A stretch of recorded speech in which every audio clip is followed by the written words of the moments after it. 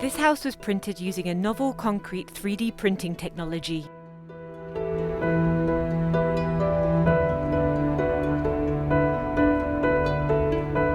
The project manager at Camp C, the experimental campus for sustainable architecture, where the dwelling was built, tells us more about the advantages of this revolutionary construction technique and what still needs to be improved.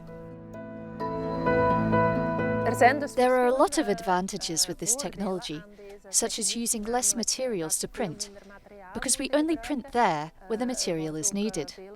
We also have less waste because, for instance, we don't need moulds to pour the concrete into.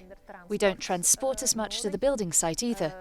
There is also a big advantage in the variety of shapes and forms that the design of the final house can have. But why is it that companies don't use this technology that much yet? It is because there are also some disadvantages. Some techniques need to be explored further.